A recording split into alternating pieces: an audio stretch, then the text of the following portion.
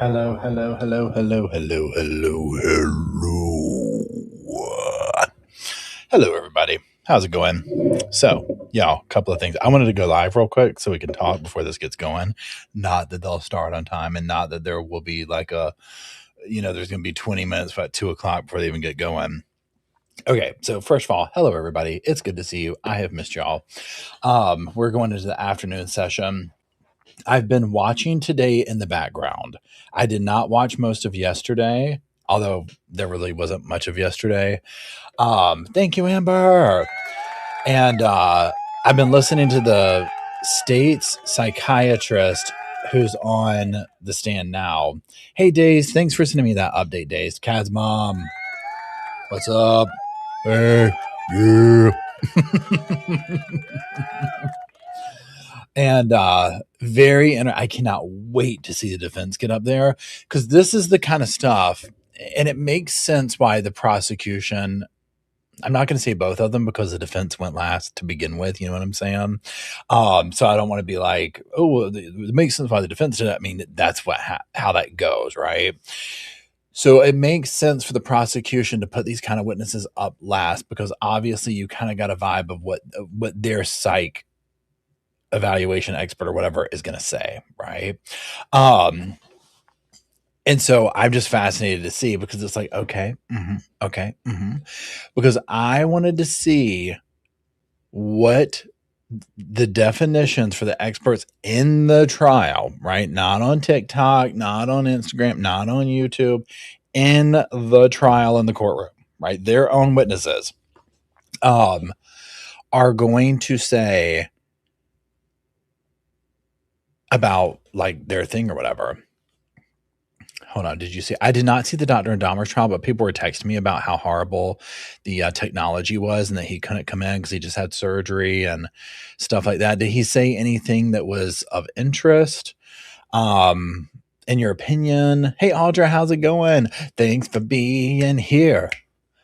I would get you a beer, but you're over there. Hey, Montana, what is up? Hey, Montana, something. I'm all out of rhymes. 2 names in. I can't think of something else. So that being said, I was listening to what he was saying and whatnot, where of course he's basically like, no, she doesn't have postpartum psychosis. She has this. And right? So now I'm like, okay, so how's the defense going to come back and frame this? And is it going to resonate with the jury? I don't know. Is the state going to screw up their side? So this is my thing here. From what I have seen so far of the air quote performances in the courtroom, right? Their jobs they've done and whatnot. The state has dragged their side out and, how do you say it? Filled it up with so much fluff that I'm kind of like, okay, wait, what are y'all trying to tell me again? And again, I'm trying to look at from both sides of the fence here, right? Like, and really get like a juror, like give each side a fair chance and be like, okay, now what is the state telling me? And let me consider this. What is the defense telling me? Let me consider this. And with the state, I just feel like I have to keep going like, okay, wait, hold on. Remind me again. What is your theory? Okay. Got it. Okay. Yeah. Mm-hmm. Okay. Yeah. Okay. And tell me again, like, what about this part? Okay. Mm-hmm. Got it. And then what about this? You see what I'm saying? Whereas the defense, of course, is a little bit more clean cut. Boom, boom, boom, boom, boom. Here it is. Ouch. So I don't know.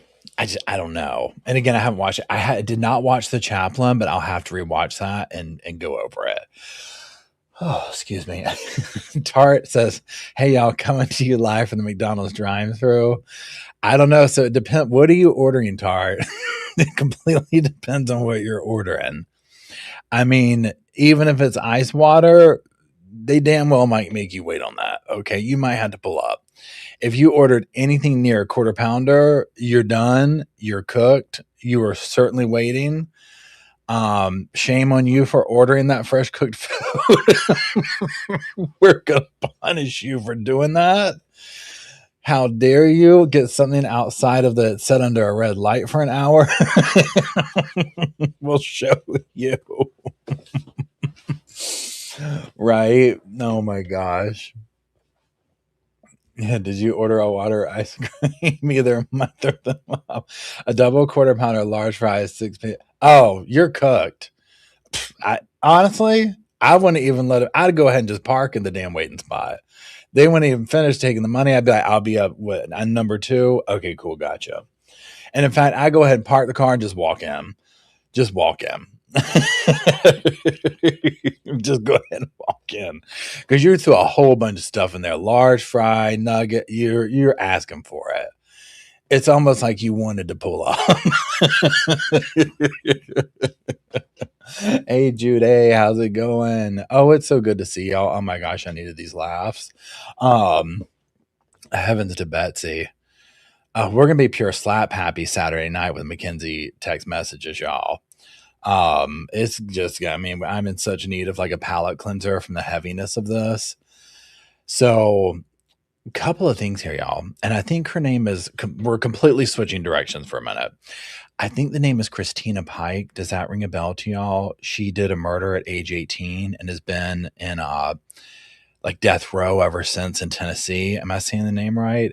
Some kind of death row hearing is going on right now with that. And I was like, she's still, that's still going on. And I forget what it is, but it's taking place right now. Lakin Snelling pled guilty to her crimes of what she did.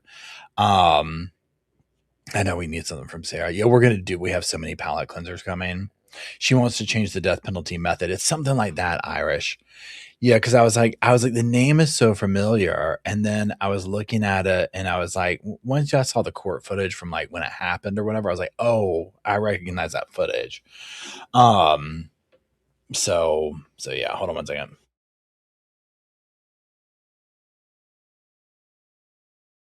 So here's the thing. So this is my take on it. They might finish today. So now we're going to talk about Lindsay for a second. They might finish court today. We'll see. And then closings next week, Monday, Tuesday. It's making me nervous, y'all, because I have a doctor's appointment Tuesday morning at 11. And I'm like, watch. That'll be closing arguments because I want to watch those. Yeah, the pastor JP Miller. Oh, Netflix is coming out with a documentary about Maya. They're coming out with, might even be out. Where's my phone? Now, so a couple of things, y'all. So tomorrow on this channel, my video for this, the pre-recorded video, I read through Gelada. So we're talking about this case. Oh, it's right here. Hold on. Rebecca Gelada and Julie Paul's motion to have the tribunal hearing and what they're pushing back against, and kind of went down through it or whatever. So that'll be for this channel tomorrow. Then tomorrow evening, the movie channel is me reviewing Insidious, Out of the Further, which I saw last night. And then Sunday is a Mackenzie phone call. Shooba-doop-doop. And then I did a more in-depth Donna appeal, not movie, what do you call them? Video for the main channel. And I'll be next week. Now, what was I looking up? Why do I have my phone? I was looking something up. I don't remember. Now. I'm sorry. Yeah, the judge is like, come on now. So I mean, this is what I call an unprecedented. If you look at the numbers on this trial, and when I'm talking about the numbers, like if you look at Law and Crime and Court TV, how many people are watching the stream? I mean, y'all, it's almost 100,000. This is insane numbers. Insane numbers, right? This is everybody is watching this. This is beyond true crime world, right? This is OJ Simpson level trial, okay? This is Casey Anthony trial level of that many people just like, whoom. That's what I was looking up. Thank you, Teddy, keeping me going. Thank you. Okay, so Netflix.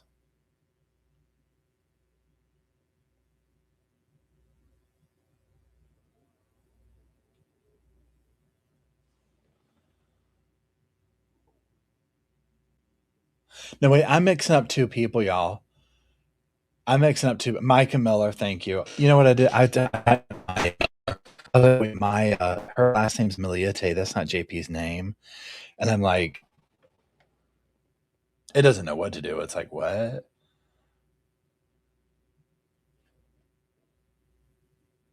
There we go. Thank you. August 26th, Death of the Pastor's Wife premieres on Netflix. It's about Micah Miller. Oh yes, thank you. I love it too. They're down in my little fourth wall shop down in the description if you want one yourself. Know that. Hello, Leah. How are you? What is up? What is new? Yeah, so that's going to be interesting because what's interesting also is JP is a free man. Now he could get some time for this other charge he's got, but I mean, it's not anything. You know what I'm saying? Kind of like Courtney Clenny, who will be walking out in 2 years in August of 2028. I put her up on my post-it notes. That's what we're going to call the community post, the post-it note section. On the post-it note section, I put her new mugshot up there. And yeah, she's what I call going and touching the prison floor and going home. I don't know exactly how it works in Miami or South Florida to like the level where you go to intake, because it's almost like, well, how much time do you have left? Let's start implementing you back into like work release and this kind of stuff, whatever. But because of the charges and whatnot, I mean, who knows? But yeah, she going home. She's going home. We'll see how that pans out.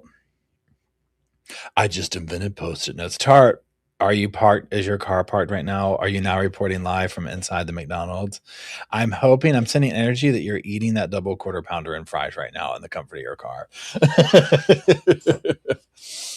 So, oh wait, hold on, wait. Rianne says, Larry Miliate, sit and sing. Wait, what is that? What is sit and sing, Rianne Lucas? What's that? I can look it up too. Sentencing. Okay. That took me a second. What is sit and sing? And then I was like, sit and sing. Sentencing. My food was ready. No. Tart didn't, y'all. Tart ordered the order of which we do not speak of at McDonald's, and didn't you have to pull up? You must have some really good mojo going on over there now.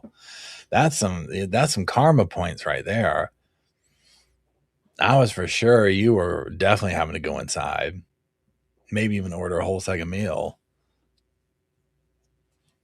Hey, Emily, how's it going? What is up? Shooby-dooby. Dun-dun-doo. So we're waiting for the afternoon session to come back. So what was everybody's opinion on the state's psychiatric expert that was just on the stand? I mean, basically he's saying she's not in psychosis, that she had a major depressive disorder, or a major depressive, what was it called? Episode or disorder? Because he really wasn't even giving her much diagnoses with anything, right? So, I mean, I'm curious what y'all's thoughts are on that. I'll need to watch the dude who was like the last witness for the defense. I have not seen that. He was secretly working for the defense, in my opinion. Okay, and I only saw a portion of it. Vicky, thank you. First of all, thank you, Vicky, very much.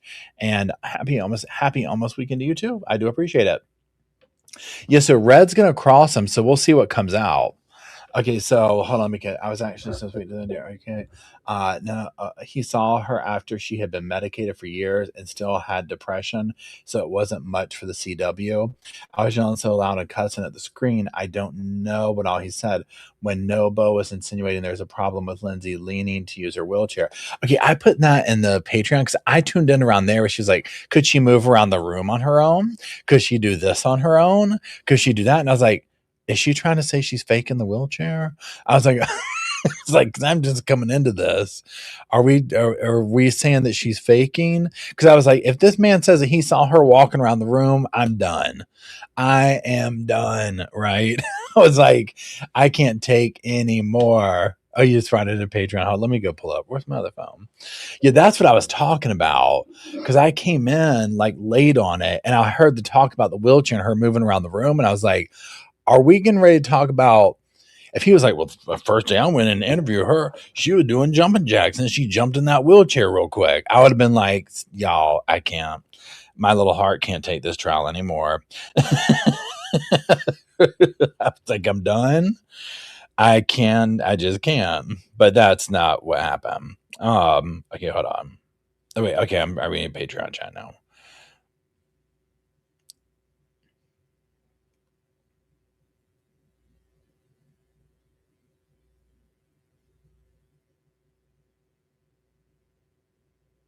Yeah, Shannon, I get that. I'm just reading your comment over here.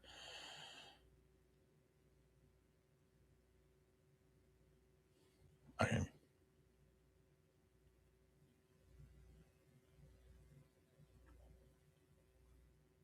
Okay. Sorry about that. Hey, Miss Anita, what is up? Shabadoo. Okay, let me just catch up here.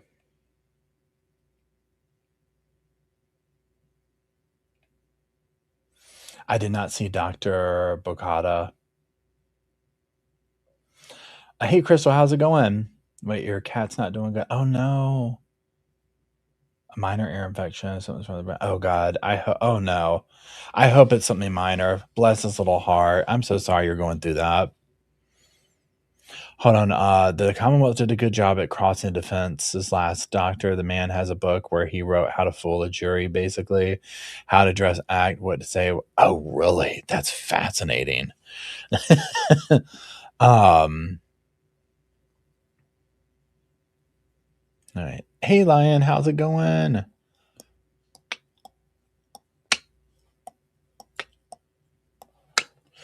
Yeah, Vicky says sometimes I do sometimes see why people think the CW is so on the case. I mean, it just has this energy at times where it's like, I don't know. Oh wait, what did they decide yesterday? What did y'all watch when they were doing the charge hearing or whatever outside the jury? Did they come up with the finalized, these are the charges we're going to present, or are they still working on that? All that went around on TikTok, not all, tons of stuff, but people were like, "Yep, see, Reddington's asking for manslaughter. He's asking for manslaughter," and I was like, "What did I miss?" And then somebody was like, "No." Okay, Emily says, "No, not finalized," and they told a little bit of it. I'm like, "Okay, gotcha." Right? Hold on.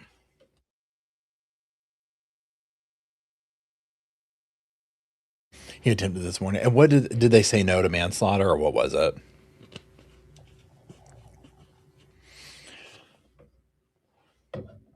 Y'all, when they do, here's the thing. When they do, what do you call it? What do you call that? Deliberations. My gosh. And they finally say verdict in, whatever it is, even if it's a hung jury, the airwaves are going to crash, right? So many people are going to be turned in. You know what? Hold on. Please hold. Please continue to hold. Call currently important.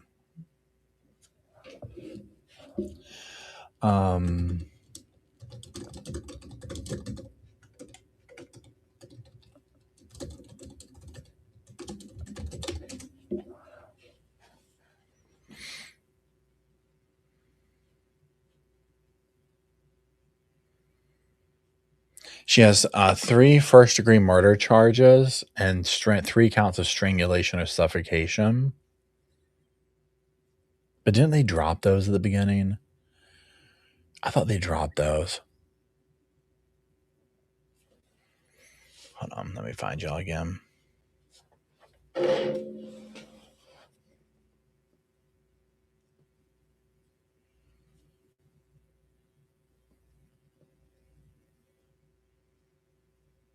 I know, I hope so too. I'm going to basically be glued. That's the other thing I was going for my phone for. Let me see what next week looks like.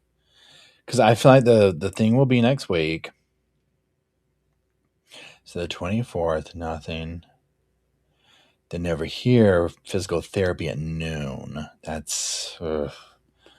then... Thursday, I have a haircut at 12. That's when the verdict will come in. I'm telling you. Thursday the 27th at noon is when it will come in. Anywhere between 11:30 and 1:30 is when it will come in. I'm just going ahead and telling you. I'm letting you know. Shooby-doo, shooby-dooby-doo. Hold on.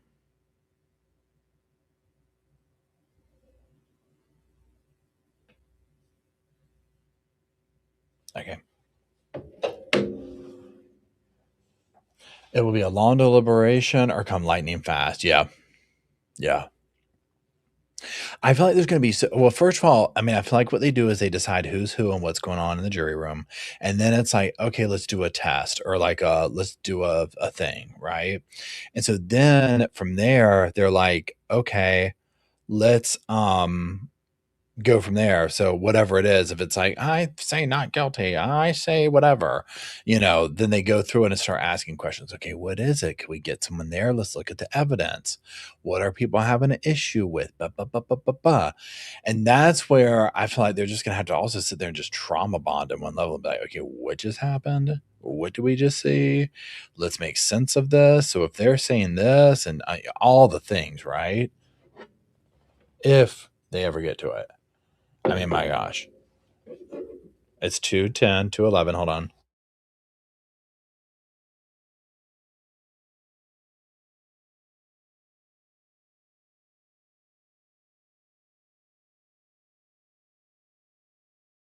Oh, man. Yeah, Robin says this is the kind of trial that changes laws and procedures. Yeah. Well, when I was recording my video reading through the tribunal for Jola and Julie Paul and reading the things that like they were saying, how do you say it? Pushing back. And so remember what's going on in the civil suit is the people that she's suing, meaning who Lindsay's suing, they're basically saying like, hey, look, it's almost like now that the evidence has gone and they've testified, they're coming out and saying like, oh, well, hey, wait a second. This is what's on record. This is what her experts are saying. This is what this is going on. And we want somebody from our field to look at this and determine if there really was even any wrongdoing to go further. Right. And so they're pushing back because on a lot of the stuff, and this is just where it gets tricky because, I said this in the video for tomorrow on this channel where I was like, I feel like a lot of people, resonate with this trial in many different ways. And one of those is feeling, not seen and heard with their, and when I say healthcare provider, I'm talking like specifically mostly mental health, but also other stuff. Right. And I think this has brought that to the surface. And because reading this, I'm looking at both sides of it where, like Julie Paul and all these people are talking, they're like, well, we did this. And again, this is framed in what what Lindsay's team's experts are saying in regard to the civil stuff. So it's mostly that, right? But they're like, well, we did A, B, and C. And their experts say based on this that we didn't do A, B, and C, but here's how we did it, right? And so that's standard of care. And it's like, well, what's the definition of standard of care? And was that achieved? And even if it's like, well, yeah, we checked the boxes, we did this, there's this sense that I'm seeing from people of like, yeah, but there's no like, say, heart to it, right? It's just a number, and that's how you end up, in these kind of situations or whatever. And yeah, Judy says you have to advocate for yourself. Yeah, and I find like too, like even my own experience with things like just regular doctor stuff, right? Oh, speaking of, I gotta speaking of, thank you, Judy. I was just going to say where it's like, especially in this day and age, and this isn't just mental health, this is like all stuff, right? Where things are like automated and run by this and, blah, blah, blah, blah, blah, and AI and, responds to this and that and all the things, right? That's where I'm finding from my own experience with stuff where it's like, no, you got to follow up. You got to add it's like, I can remember it being the days of like, say a prescription. And however it worked out, it just happened. And, behind the scenes, it was all done and you get to the thing or whatever. Well, now it's more like, okay, wait a minute. Why didn't this go through? Well, the pharmacy can't get a hold of the Okay, so let me call over here. Oh, well, they don't get this. So let me call over here and connect the dots for everybody where those dots behind the scenes used to be connected. Right? it's a whole different world with that now, and I felt like it just didn't used to be that way, but all things change, right? And so I just see that resonated a lot. And so I'll be curious to see with the civil suit, number one, how it's affected by this trial, but then also what comes of it. Hold on one second. Okay. I'm having my afternoon coffee. It hit me, y'all, when I tell you, I was so tired. I was like, Nana says I'm at elementary school waiting on pickup. You're elementary school waiting to scoop. You're on scoop patrol. Wish I was at McDonald's, right? Well, hey, you can leave there and go to McDonald's. Don't ask for the double quarter pounder, although they're having a good day serving those up, I guess. Um, okay, now I gotta look at my thing. Let's go over here because I got a thing today saying, "Hey, your pre-approval went through. You're the lucky recipient of what is it? A colonoscopy. Yay! I'm doing all the things this year. Once the hip thing went through, I was like, let's just get it done. Wait, text. Yes. I said, let's get her done.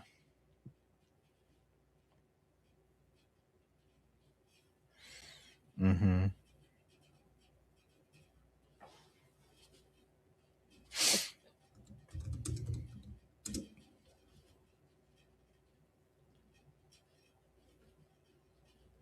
And then let me make sure that this is not on. Yep, it's good. Okay, then let me see what this is. Okay, an estimate of this. I don't understand. Okay, yeah. Mm-hmm. But see, this is weird. Okay, never mind. I'll have to figure this out later. See, this is what I'm talking about right here. So, you know how you have your little My Chart stuff or whatever that you go to? So I'm going up in My Chart, but I got a text message saying, hey, this is all good. Yes, it says, hey, Paul, this is your referral. Oh, you know why? It says, call this number to schedule. Swear I can't with myself. If I read the stuff, right? I need to decide on that. I'm like, look, this ain't a good week for no colonoscopy. We can't be doing all that this week. Okay. We can't be doing all that now. I'm so afraid to go have one in the context of the last time I had it. Y'all, I can't tell you the food binge I went on. It's almost like it triggered I don't know. I'm talking, I ate and I ate and I ate.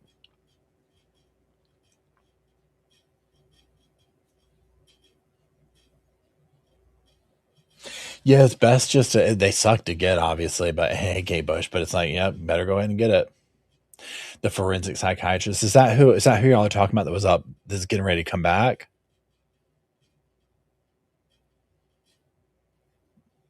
We need Judge Judy, right? I moved all my appointments to this trial is over, right?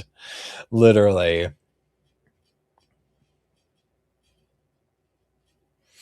He won't see me.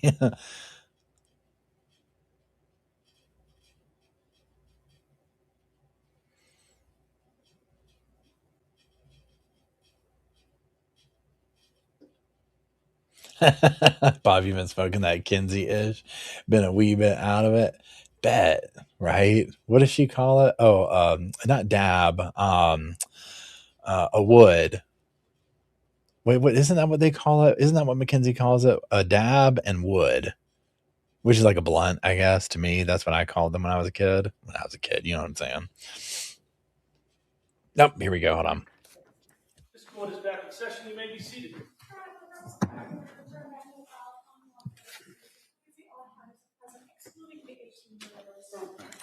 All right, counsel, we ready for the jury? Yes. All right. Yes. You already know they're going to do a sidebar.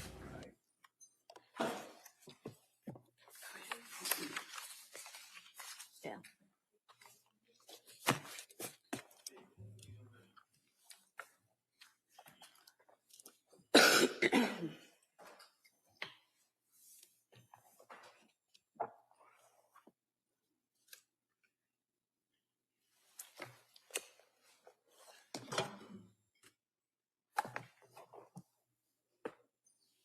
Oh, thank you, Jess. I really appreciate that. I appreciate everyone being here. Our mods, too, for creating such a wonderful little safe space for us to hang out and talk and do all the stuff. Oh, wait, let me mute this. Hold on. They have a little tip jar there, right? Did I spell it right? Yeah. But yeah, thank you, everybody who joins in and hangs out with us. Y'all make the Sofa Squad a very nice place to hang out. Getting on camera. Hello. He's like, get the camera off of me. Get the camera off of me. Oh, thank you, Jude.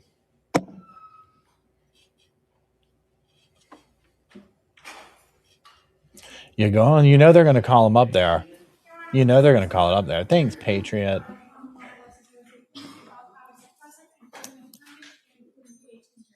All right, calm off. I'm shocked. Pleasantly. Dr. Mack, before we broke, we were talking about protective factors in suicide. Do you recall that? Yes, I do. Can you just explain to the jury what a protective factor is? Well, when a person is suicidal, they have risk factors and they have protective factors. Risk factors are those aspects of the individual that make it more likely that the person is going to act on their suicidal thoughts. And protective factors do the opposite. They are things that hold the person back from acting on their suicidal interests. And in this case, you're aware that the defendant had previously indicated that her kids and her mother were reasons why she didn't continue with the thoughts of suicide in the past, right? Well, objection is not the thoughts, it's the action. No, overruled. You can answer. I'm not sure if your question is that kept her from acting on suicidal interests or ideation. I guess the important part I'm trying to piece together is it was her statements to professionals that her mother and her kids were reasons why she wouldn't have committed the act. Correct. Okay. And you are aware that at the time of the event or after the event, she indicated that a voice told her that she needed to kill the kids so that she could kill herself. Yes. And this was the same day that she then attempted to kill herself. Correct. Now, on the day of January 24th, 2023, you are aware that the defendant had reported that, for all intents and purposes, earlier in the day was a good day. There are reports that earlier in the day was a good day. And is the fact that she reported good feelings consistent with the suicidality or inconsistent? I apologize. Did he say that she said she had a good day or someone else did? I just didn't hear that. Yeah, if you could maybe kind of bring that out, what that source is. Well, as far as the reports of it being a good day, when you spoke with her, did she describe the events earlier in the day as a good day? Playing with the kids, that kind of thing? She described the day as being a fun and productive day. And you're aware that others reported, including her husband Patrick, that earlier that day it appeared to have been a good day. Right. So one example is when Patrick was talking to the Child Welfare Agency that evening, I believe, he said that was the best day she had had in a long time. So, or something to that effect. The fact that there were reports of it being a good day, is that inconsistent or consistent with the idea of the attempted suicide? It's not inconsistent with suicide. It's also not inconsistent with the depressive disorder that she had. Much of the time, depression, major depressive episodes start to recover after around 3 or 4 months. It also is in my own view in psychiatry, and I believe others, an awareness that as a person is beginning to recover from the worst of their depression, sometimes suicides do happen when the person starts developing a little bit more energy and ability to act on their interests. So in your experience, do people sometimes display those positive feelings immediately prior to either an attempt or a suicide? Yes, that is something that does happen in my experience. While they're still very depressed, but they begin to be on the trajectory towards relative improvement. Now, just going back for a quick second, you had talked a little bit about hallucinations, and you described different types of hallucinations, meaning things that you can taste or hear or see, right? Yes. Are you familiar with the what's called command hallucinations? Yes. And what are those? Command auditions are a type of hallucination where you're hearing something and it is telling you of an expectation for you to do. And are those things usually persistent? It can be. It can vary sometimes. It can be persistent. Other times it can be sporadic. Going to your conversation with the defendant on about the events of January 24th, 2023, you in your interview with her were able to speak with her about her recollection of that day, correct? Yes. And one of the things that was done in that interview was that she was explaining what happened in chronological order, right? From the beginning of the day to the last thing she could remember. That's correct. Did she also tell it to you in reverse? She was asked to recite it in reverse, yes. And did she tell the same story forwards and backwards? Yes. Was she able to recall details of some parts of the day but not others? Yes, I would say that's correct. And did she describe to you when she heard this voice? Her experience that is called a voice occurred in the late afternoon. Do you recall what she reported about the voice? Her experience was that the voice was of a male and it was loud. And what did the voice say? The voice said to the effect of, "You should kill the kids. This is your last chance so that you can kill yourself." And what did she say happened after she heard this voice? She engaged in the activity of taking her children's lives. And she was able to describe to you how she did that, correct? And she first stated that she took Dawson down to the basement. Yes. And then wrapped the exercise band around his neck and strangled him. Yes. And what did she say that she said when she did that? She described that while that was happening, she was saying out loud, "Go to God." And did she describe the same for both Cora and then Callan? Essentially, yes. And the voice that she said she heard, was it one time or more than one time she heard the voice? Multiple times is what she described. And after she had killed the kids, did the voice continue in her report? I don't remember that it did. It may have, I don't remember.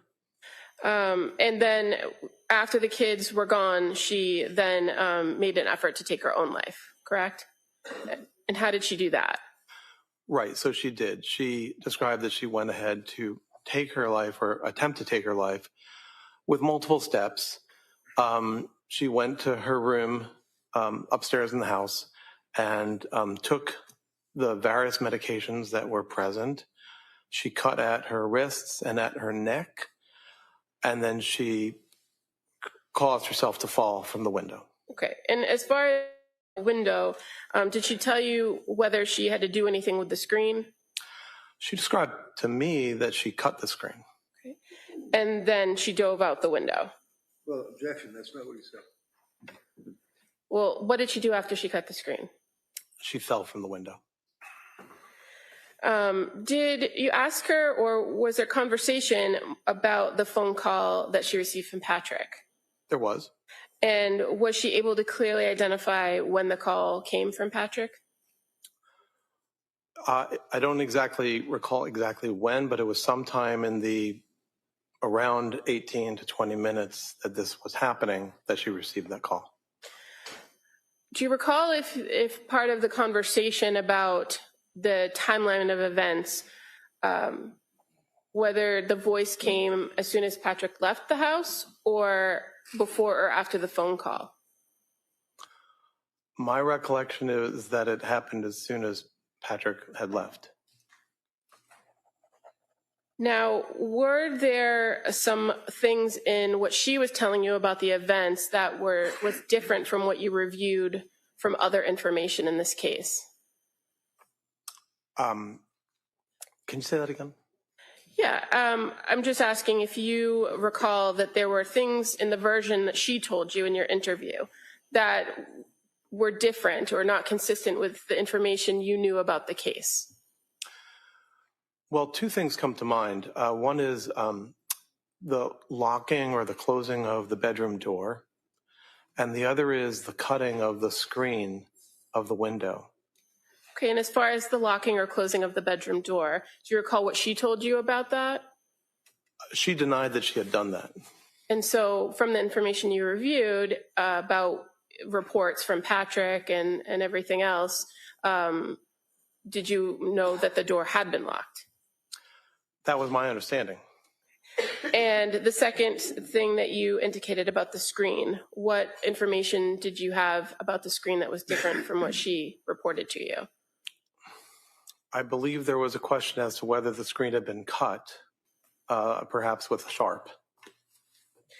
And as far as the going out the window piece of it, you were aware that she didn't have any head injury, correct? Yes, I am. That she had the spinal injuries, the C1 injury, but no injuries to her head. Correct. And as far as her report of taking medication or taking pills, did you know whether she took all the pills that she had in the house or? Well, I'm not sure about the house. She described all the pills in her bedroom. And were you aware that there were other pill bottles located in other parts of the house? I'm not sure I knew that. How about the phone call?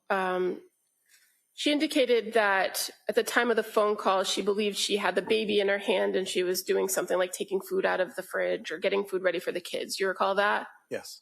And were you aware, do you recall seeing crime scene photos that show that the kids' bowls were in the living room? Yes. And that Patrick later reported that he had seen Dawson eating green beans and chicken nuggets before he left the house? Were you aware of that?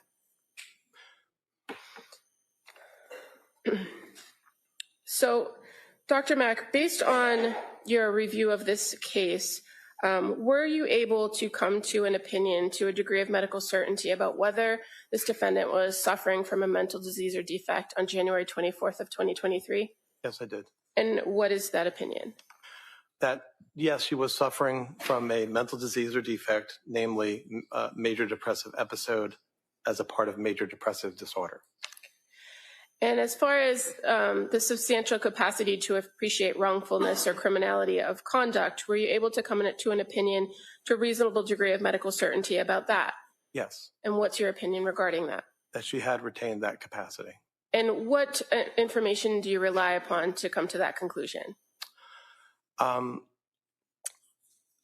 The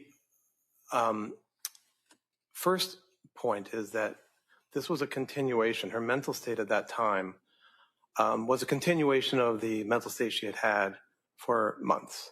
And it was a mental state that included the capacity to control her behavior and also to be able to conform her conduct to standards of law.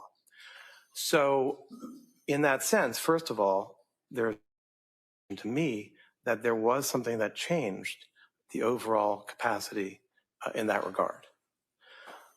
Secondly, to the extent we are talking about the ability to conform her conduct to the law, one can analyze her actions and her behaviors and her thoughts on that day, or as close as possible to the moments of the deaths.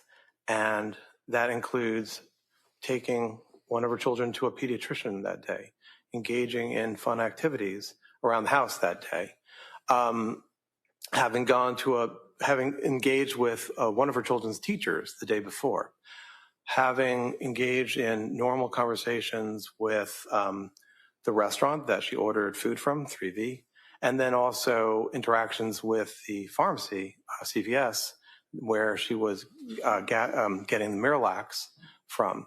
So in all these places, there was the ability to act normally. There doesn't seem to be any deviation from where she had been all along, which included this capacity. Furthermore, I would add that as a part of her interactions with the community or in driving, she had abided by law and abided by standards of the community at all those times. So there isn't necessarily, to me, any way in which that deviated that afternoon. So you're speaking about her uniform conduct, which is one of the things we're talking about here. But I want to go back to the appreciation for wrongfulness or criminality. As far as that goes, were you able to form an opinion about that? Yes, sorry about that. That's yes. Okay. So what's your opinion about her ability to substantially her substantial capacity to appreciate the wrongfulness or criminality of her conduct? So I again would go to thinking about what had been her state of mind for at least the month prior, the several months prior. And in all that time, there wasn't any feature that indicated that she didn't have that capacity.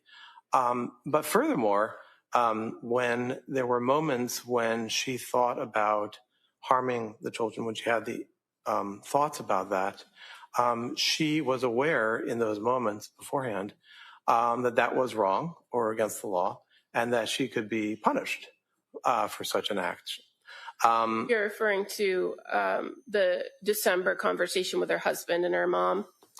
Yes, and her thoughts about the idea that if anyone knew what I was thinking, the children might be taken away from me. And also, did the fact that she hadn't had any significant medication changes during that time period, does that also inform your opinion about that? Well, as that aligns with what I was saying before about how, while depressed, her mental state was relatively stable. It was perhaps improving.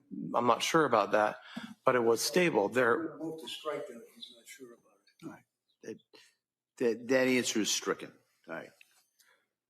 So the fact that she hadn't undergone any more significant medical or medication changes, I should say, did that signify to you that she had been in the same kind of state she had in the months before? Yes. Okay. Now, what about the interaction with Dr. Tufts on January 23rd? Did anything about that suggest that there were any concerns or distress that would have changed her ability to appreciate wrongfulness of her conduct? No. In that interaction, she displayed normal thinking and the ability to think ahead and to navigate the world. And what about the statements that she referred to when she was killing the kids, the go to God? Does that inform your opinion? It does. And why? My understanding is that the sentiment go to God is a way of bestowing or thinking about the children as innocents and as ones who hadn't done wrong, while what she was doing was the opposite, was wrong, or could be construed as wrong. And so go to God not only was a hope for the children, but also a description of the situation. Okay. And what about the report from her that the voice was telling her, this is your last chance? Is that significant to identify whether she would have had some knowledge or known that it was something that was wrong? Well, to the extent that it was seen as her last chance, yes, because there was an awareness that it was something that would be disallowed by their father. And as far as after the incident, when she woke up at the Brigham and Women's Hospital, you're aware that she reported to the staff there that she was horrified, correct? Yes. And so the fact that she immediately afterwards identified that she was horrified, does that go to her capacity to appreciate the wrongfulness of her conduct? Yes.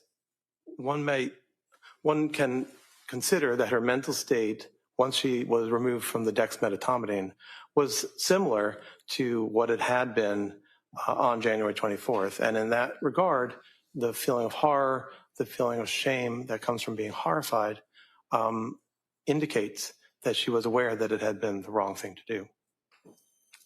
And then finally, just to go back to the substantial capacity to conform conduct, you've told us a little bit about that, about the fact that her condition hadn't really changed all that much. You outlined what she did that day.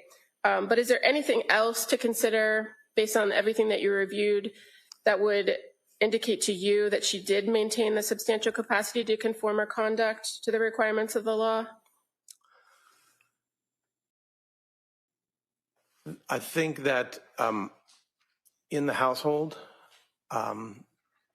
she was engaging in this activity methodically, which highlights to me that there was an ability to conform her behavior to expectations of living in a household. What do you mean methodically? As I understand the deaths, they were done methodically, and I think you asked me about that earlier, one by one, in a way that was organized and that was intended to achieve a particular goal. Similarly, her attempt at suicide was organized and thoughtful in a sense that it included as many possible methods as possible. And as far as the methodically, did she report to you in any way that she was given direction by this voice on how to complete the act and what exactly to do? No, she did not. And what about the call with Patrick? Is there anything about that indicates that she maintained some control or the ability to control herself where she did engage in a short conversation with him? Well, that aligns with what we were talking about before in terms of being aware that he would disapprove or disallow this. And yet she didn't say anything. She didn't say help, or she didn't say, I'm having these thoughts. So it wasn't stated.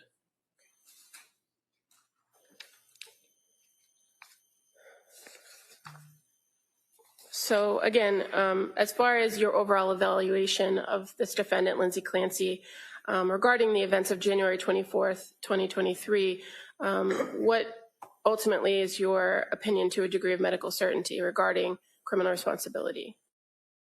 My opinion is that she retained the capacities that were required for having criminal responsibility for these actions. Thank you. Oh, and I would just like to admit Dr. Max CV as the next. Any objection? That may be admitted. Here we go. Here we go. He's like, come on, let me up here now. I'm about to rip stuff up. I'm about to jump up there now. All right, Mr. Reddington. He's mad.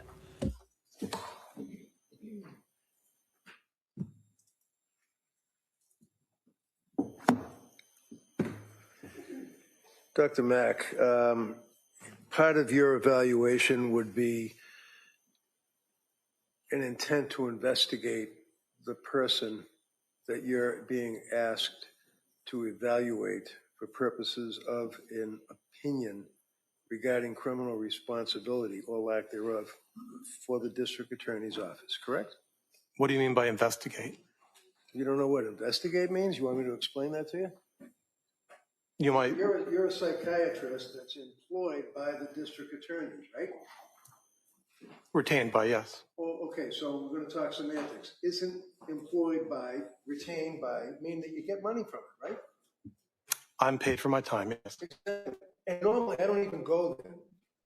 Every one of us are getting paid for our time. Jurors not so much, but nevertheless, you get paid for your time, right? Correct. I get paid for my time. The judge, Chrissy, Don, everybody gets paid for their time, right? I imagine, yes. So when you are retained by the district attorney's office, you are to evaluate an individual, right? Yes. And the individual in this case is Lindsay Clancy, correct? Yes. And you recognize her, do you not? I do. And you actually had a chance to meet with her and do your evaluation, right? Yes. And part of your evaluation, you had to investigate into who she was. For example, her education, what she did for work, friends, family, right? I asked her about her life, and I reviewed records to learn about her life, yes. Okay. So you're in a mental institution investigating or questioning a woman who's on medication, who is there because she's suicidal and under 101 24/7 observation. Would you agree with that? Yes. And you get the history from her? Yes. So did you talk to any collateral contacts? No. So how is it that you can tell this jury what her life story is? Did you get it from her? I got it from her What to did the she extent tell you that, about her well, I'm education? sorry, What did she tell you what, can you about say her? your, Never mind looking at the judge. Objection. What did she tell you about the Your Honor. education? Wait, listen. You look over there and listen to the question and answer the question. Can you say the question, Let him please? answer the question. What did she tell you about? I'm sorry. Ask the question, What did she answer tell the you? question, and we'll go from there. What did she tell you about her education? She described her education in terms of being a hard worker through high school and college, and then going to nursing school. Okay, where'd she go to nursing school? I think the nursing school was through Partners Healthcare, I think at the MGH. And do you recall what the nature of the nursing was? Well, she had always wanted to be a labor and delivery nurse, and she was able to achieve that. So she worked as a labor and delivery nurse That's my understanding, yes. for a period of time. For several years, yes. 9 years, 7 years? I'm not sure exactly. Did you talk to any of the nurses that you work with? I mean, was she respected? Was she a hard worker? Was she somebody that was ducking out early, didn't want to work? I didn't talk to any of her colleagues. I'm aware that she had been there for some time, and I did not hear about any aspects in which her work was deleterious. Who would you hear from, them? Well, one might have heard it from the notes from her spouse. It might have heard it from the defendant herself. Let's talk about one might have heard it. Is the one you're testifying? Yes. Did you hear about it through the notes of the spouse? No, I didn't hear about any way in which her work Okay, so why wasn't. are you telling me that? Why are you saying one might have heard about it through the notes of the spouse? Well, I think your question was, how would one learn about any deleterious acts or components of the person's work? So I didn't hear about any way in which she wasn't working hard and retained as a nurse at an excellent. So basically, you don't know, is what you're telling me. You don't know what her reputation for work ethic was. You don't know what her hours were. You don't know what her reputation in her work community was. You just don't know. Isn't that right? Combined with the records and also the report from Dr. Resnick, who described her own view of herself as being a hard worker, I don't know further than that. So in addition to being a labor and delivery nurse at Mass General Hospital for a number of years, you knew that she obviously was married, right? Yes. And her husband was Patrick, right? Yes. You know how many years she was married, right? I do. How many?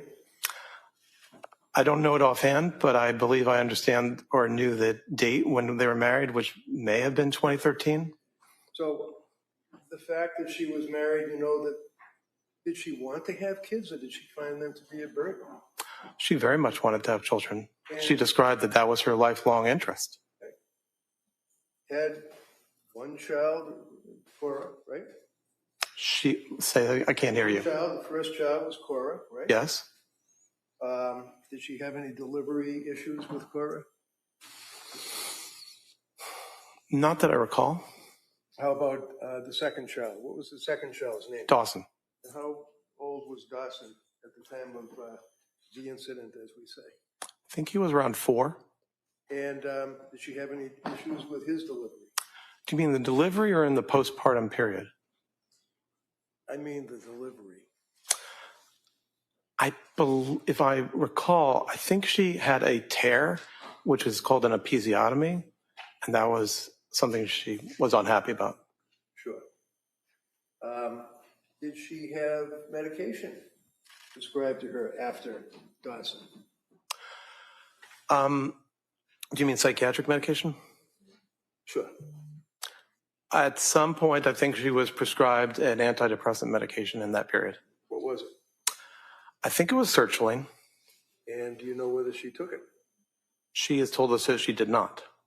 And when she went home after having the baby, Dawson, she then came home to a little daughter, obviously Cora, had Dawson as an infant, correct? Yes. And was she living in a town, or where was she living when she had these two kids? I think she was living in the same house in Duxbury. She was living in Weymouth? Or? She may have been. I'm sorry, I don't know. That's all right. So at some point she moves to Duxbury. She's with her husband, and she goes back to work, does she? Yes. You didn't make any, in your investigation, you didn't come across any information that she didn't want to go back to work because she was lazy or just didn't want to work, right? No, I think she always wanted to work. Did she have anxiety about going back to work after Callan, the third child? After Callan? Yeah, Callan. It's Callan, C-A-L-L-E. Yes. Yes. She wanted to go back. As August and September arrived, she was hopeful to go back to work, but she became anxious about working. There were other factors too. She became anxious. No other factors yet. We'll get to the other factors. Why was she anxious about going back to work? I was about to say, go ahead. She was anxious about the well-being and nurturance of her children as she went back to work. One being that the baby was not taking a bottle. Another, that in that span between the point that her husband went back to work and she was expected to go back to work, it was overwhelming to have 3 young children that she was caring for all by herself. As time went on, she was ambivalent about hiring somebody to help, hiring a nanny, and that was another area of anxiety. So there were several areas of anxiety, and as we've discussed earlier today, anxiety was something that she had throughout her life. I'm going to pull you in, okay? This is a cross-examination, sir. All right, next, just ask the next question. So when you say that she had anxiety, and the anxiety was about having her youngest child, Callan, correct? Yes. She was anxious about going back to work, correct? Yes. But you also, as you were waxing eloquently, indicated that she was having anxiety about having a nanny. Yes. What was she nanny? In my understanding, No. What is your understanding? Tell the jury what you investigated about her anxiety with the nanny. So through my evaluation, what I understood was that there was ambivalence about having a nanny, that is to say, having somebody who helped. There was some degree of wanting to be able to handle the children on her own. The other part of it is some ambivalence about other people other than herself or perhaps her mother caring for the children. Because I know that my evaluation discerned that she felt very positively about her ability to take care of her children, but also some ambivalence about other people taking care of the children. What time frame are we talking about? Summertime? Fall? The end of summer, late August, early September. Isn't it true that in the summer, she and Patrick and the kids felt that they were on top of the world, having a great summer, right? Well, that's what she said. That's her quote. Okay. And then come the fall, towards the end of September, that's when she started to have symptoms of anxiety, right? Yes. Up to this point in your investigation, you have a young woman who was a nurse for a number of years, we assume from your investigation, a hard worker, right? I can't hear you. I'm sorry. Yeah, one of the things that you had mentioned is that she was, how about exercise? Did she like to do exercise? Yes, in the past, exercise was yes, right? Yes? Can you repeat the question? Sure, I can repeat the question. I ask you, sir. I'm objecting because he's interrupting the witness and not letting him answer the The question called for a yes or no answer. All right. And so go ahead. Go ahead. Can you state the question, please? Sure. You mentioned in direct examination for the DA that she was like to do exercise, correct? Yes. And would you consider a person who is an exercise aficionado, especially a woman who, for example, runs, let's say, a 5K or a 5-mile road race within about a couple of weeks after having a baby? Is that hyper-exercise? Is that hypomanic? Okay. In of itself, it's not hypomanic, no. How about if there's a string of exercise that is a little bit out of the norm, coupled with decluttering, removing personal property from the home, cleaning out the home, things of that nature? Would that be hypomanic in your opinion? Not in of itself, but are you talking, when you were asking about exercise, were you talking about in the period 2022 or 2020? 2022. Okay. After Callan.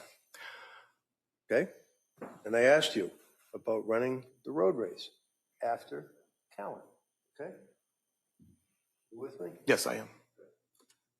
So would you suggest, sir, that that is something that one would at least anticipate, consider, or investigate as being this manic or hypomanic that you're talking about? No. So, by the way, one of the questions that you were asked, sir, is that when you got involved with investigating this case, do you recall that from the DA? So, do you recall that from the DA?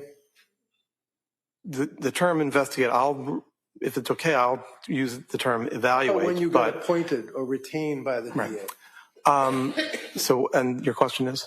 My question is, when were you retained by the district attorney, the prosecutors? It was sometime in early 2025. Early 2025. So, like what? February, January?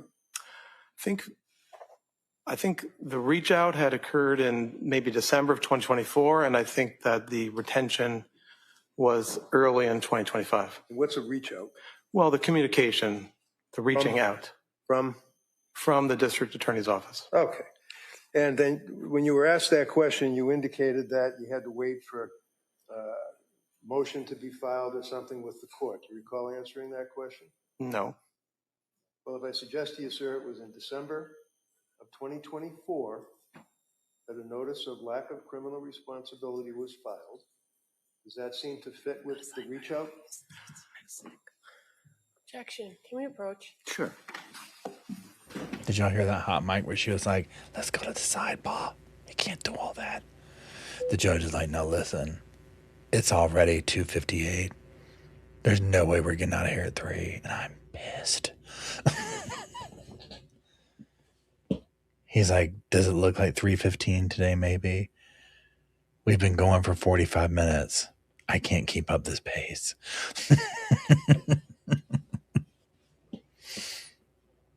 You can tell the guy in the stand's a little bit ruffled. I would be too.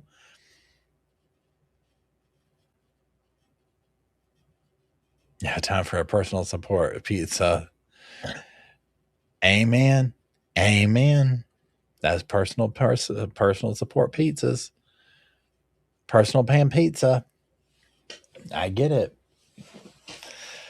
Yeah, he's getting a little ruffled. He doesn't like it. I don't blame him. I would not want to be up there on the stand getting questioned by him either. Yep, the defense rested today. And yeah, Emily says, remember how we complained about a dry spell in trials? Literally, right? I think the rest of the year is going to basically be like this, where it's just going to be like, wah, wah, wah, wah, wah, wah.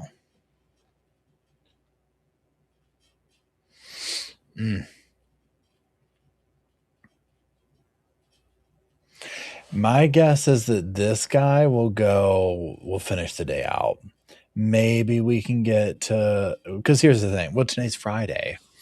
So, oh yeah, Judge has been ready to go. He was a little upset even having to come back out.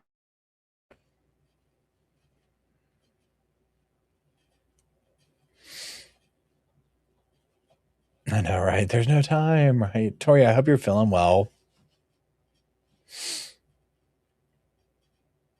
Yeah, he needs a cigarette break. A pizza does sound good. I had turkey burgers and rice for lunch, but I've had like bad snacks between. Yeah, full time for this court is literally 10 to 3 with 2 breaks and a full lunch. I mean, it's wild. It's wild.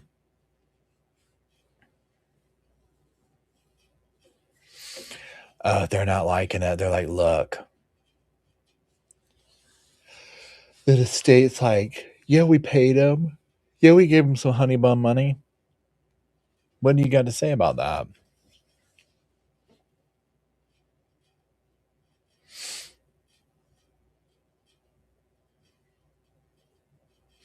I hope everybody's doing well today, Sofa Squad. So we will be gathering tonight at 7 o'clock to do a live stream to catch up on some stuff. What we might do is rewatch the chaplain's testimony for this case. There's a part of the Tupac thing where I want to listen to, they played some audio of Davis in an interview admitting to cops what happened. I want to check that out, and then we'll kind of see what's going on with the Gardner, not Gardner, but her, Mario Saldana trial. Yeah, the breaks are definitely a good 30 minutes. They don't play. They do not play. They are serious about their breaks. I think he's going to be like, okay, everybody, this is one of those moments we've talked about. And whenever he does the announcement, he acts like it's a rare thing. And it's like, we do this like almost multiple times a day. You're going to end court, aren't you? Oh, thank you, Teddy. I appreciate that. The mods are very much responsible for that, and the Sofa Squad. Yeah, especially these where it's like everybody's going to have different opinions. It's totally cool to have different opinions. As long as we don't rip each other apart or spam the room, totally cool. Hold on, Audra says, he's going to end the day now. I know why. She's going to end it, literally. So, yeah, he's going to completely come back and be like, we're done. But yeah, everybody, that's the thing. Cause with cases like this, especially these really tumultuous cases, hold on.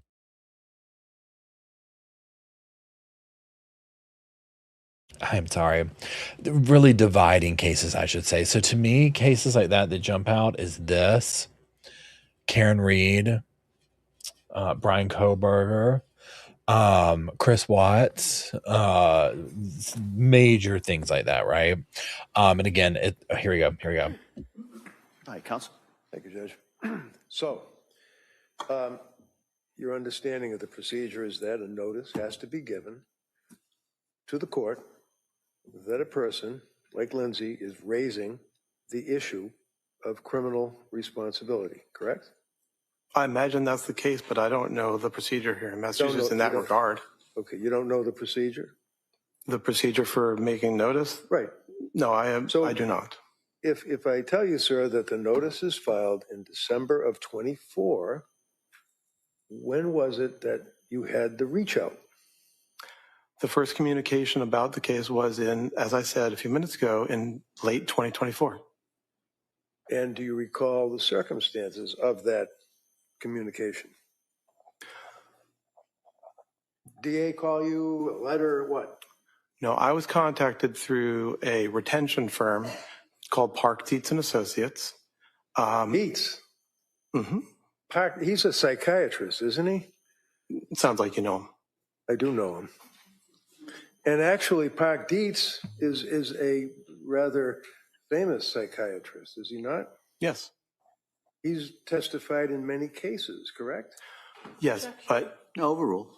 I said Park Dietz and Associates. I didn't say Park Dietz himself. Okay, well, you know Park Dietz, I imagine, right? I do. Yes. And you know that he's the guy that testified in the case and cited a Law and Order episode that didn't exist at the time he gave his opinion. So is he still active? Objection. Sustained. Is he a psychiatrist now? Yes, he's a psychiatrist. And on your letterhead, it says Park Dietz, D-I-E-T-Z, and Associates, forensic experts, right? I can't see what you're looking at, but that's what their Well, letterhead basically says. From Mac, right? I am. Okay. And this is your curriculum vitae, right? Yes. And in big letters up above, it says Park Dietz and Associates, right? Yes. Now, how does that work? You get a call from this retention group, Park Dietz, and then you get assigned a case? When an attorney or a district attorney's office contacts them, they might think that it might be a case that I might want to be retained on. Okay. Do they, to your knowledge, try to get someone that's familiar with that particular topic, or just anybody that has a random psychiatry degree? Well, there are only certain people that they think of or consider, people that Dr. Dietz has thought of in terms of having a robust career and You have a background. robust career? I've been active as a teacher and as a clinician over about 20 years, and I've been a full professor at Penn and Jefferson and Georgetown.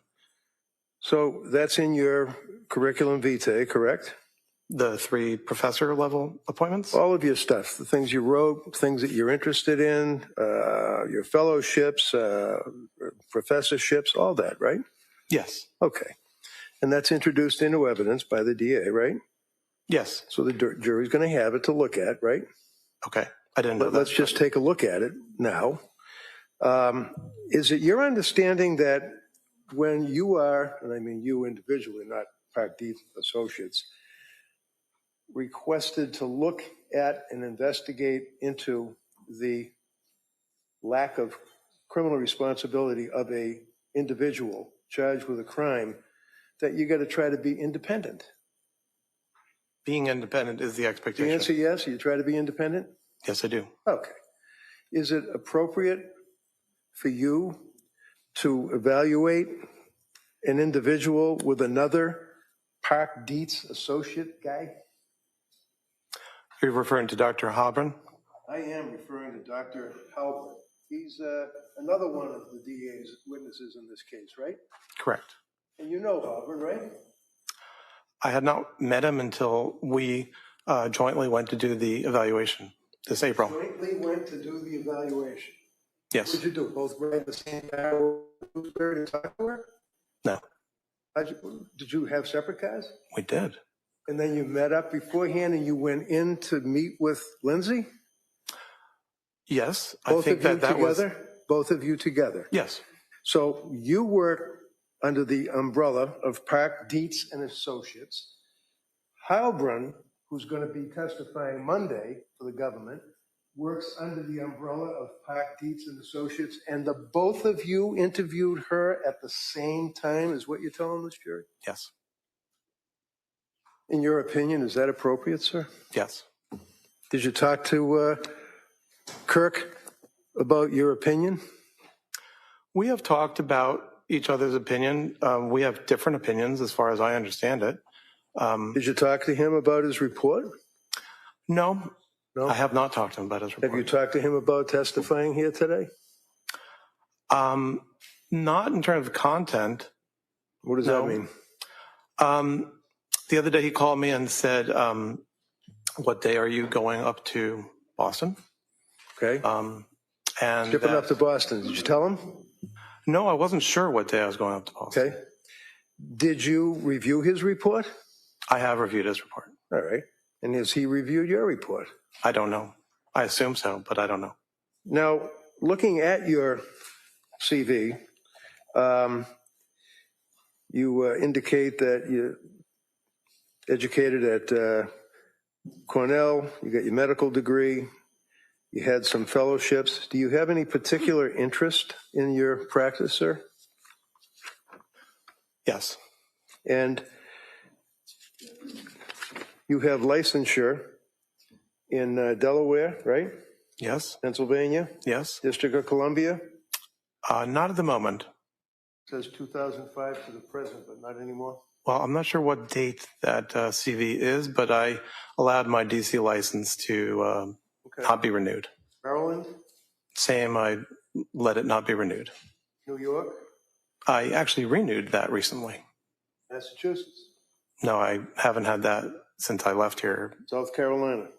I haven't renewed that in many years. Connecticut? Same. Virginia? Same.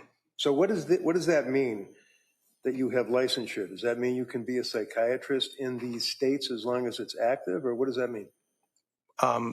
Licensure means that one can act as a physician when your licensure is in effect, yes. Okay. And as far as professional and scientific societies, you belong to the American Academy of Child and Adolescent Psychiatry, right? Yes.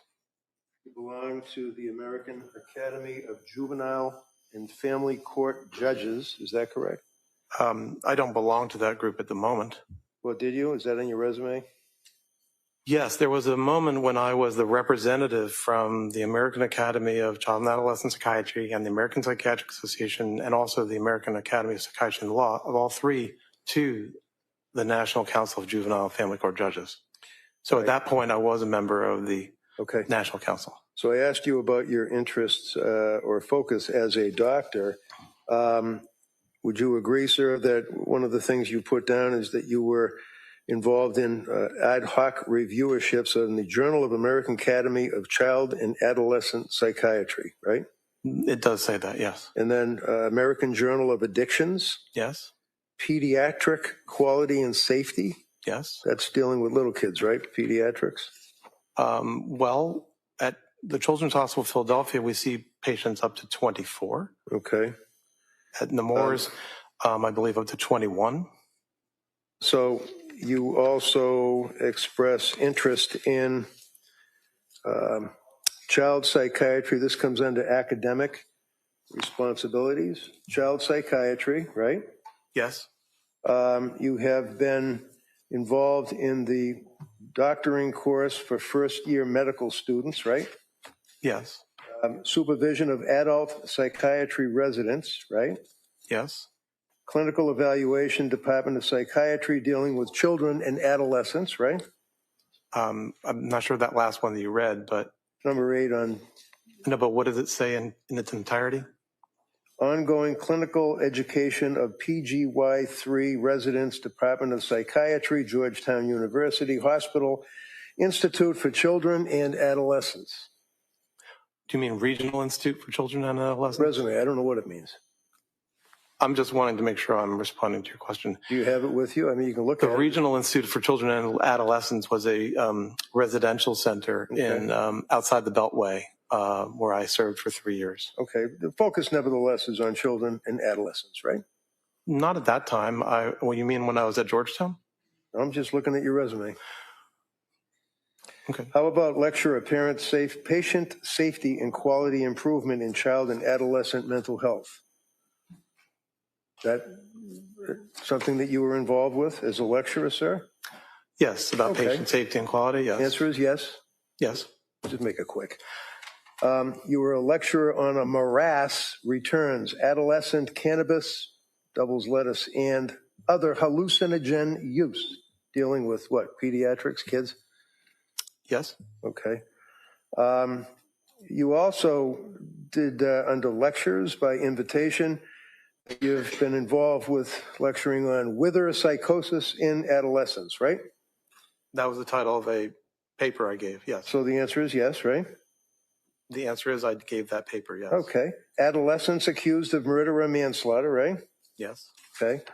Wither psychosis, adolescent killers, a couple of years later, again, maybe an update, right? Right. Divorce for the clinician, right? Right. Divorce legal process and medical, social, and psychiatric sequelae, right?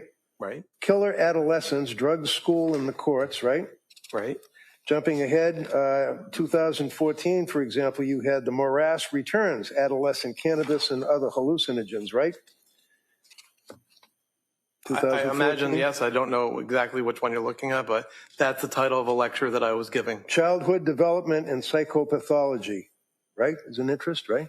It is an interest, yes. Childhood Development, again, in Psychopathology, lecture to the United States Department of Justice, right? Yes. Lecturing to the United States Department of Justice, Department of Immigration, right? Yes. Cognitive Bias Think Tank is another one of the lectures that you gave. Is that correct? Well, it was a committee or a task force that I co-led about the prospect of diagnostic error when people have cognitive biases. And what's a cognitive bias? Just curious. So when you think about diagnoses, there's always a possibility that an individual is sort of guided to one diagnosis or another based on various forms of preconceptions or biases. So a major part of this concept of patient safety is to prevent misdiagnosis. And there are a lot of techniques that are used in medicine and in this case in pediatric hospitals and also in psychiatry to try to make sure that the users or the diagnosticians' biases don't creep into making the wrong diagnosis. Research publications, sir, dealing with neuropsychiatric systemic lupus, erythematosus age, and the neurodevelopment model. That's one of your research publications, right? Yes. Dealing with psychiatric classification from the ancients to DSM-4, Psychiatric Clinics of North America, right? Yes. Alcohol abuse is another research that you did? I've written or edited several textbooks on substance use disorders. Yes. Okay. So in addition to child and adolescent aspects of psychiatry, you're also interested in focusing in on alcohol abuse, substance-related disorders, alcohol abuse disorders, addictive disorders, treatment of addictive disorders, right? Those are some of the areas of interest, yes. Novel risk factors for central line associated bloodstream infections in critically ill children, right? Yes. And it goes on with a lot of your focuses on children, minors, probate court, correct? I don't know about probate court, but... Well, you've had occasion to do evaluations for probate court, haven't you? You have to remind me, there was a period when I was the physician leader of the state of Maryland's Office of Forensic Services. Right. So that's what you said on direct, so that's why I'm asking it. But how about the new tools in the toolbox? Proactive prevention of CLABS, 1 in patients with behavioral health and concerns. What does that mean?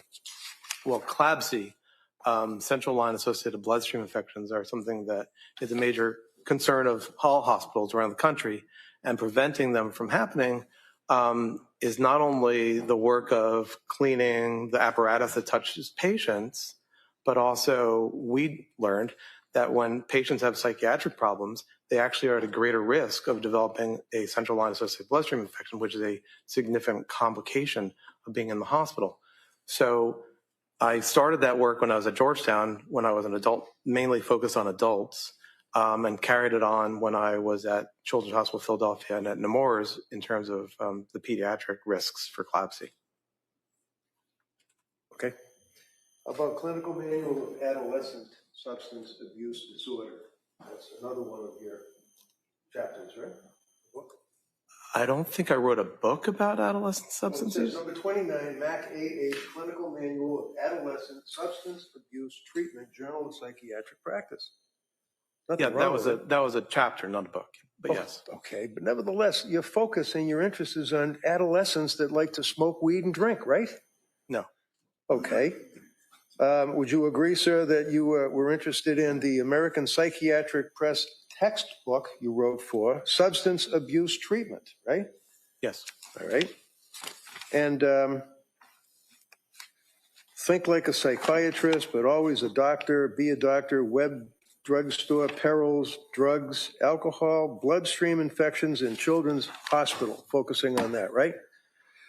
Where in here does it say that you ever came within breathing distance of a pregnant woman and your practice and your interest in your writings? So I remember being at the Brigham as a resident and How long ago was going that? to, how long ago was that? Yeah, give us a year. Well, you asked me when. Yeah, So I'm that's starting. when. That was the memory I have for that particular situation was 2001. 2001, so 25 years ago. Right. What And did so you do? since then, I went to the Medical University of South Carolina, and then I went to Georgetown, and all that period up until 2015, I was doing general psychiatry work with areas of focus in peds or in addictions, but also with forensics as an area. I see myself as somebody who's a generalist who happens to have a couple of areas of focus. In 2015, I did move from that generalist model to, when I left Georgetown, I moved to the Children's Hospital of Philadelphia and the University of Pennsylvania.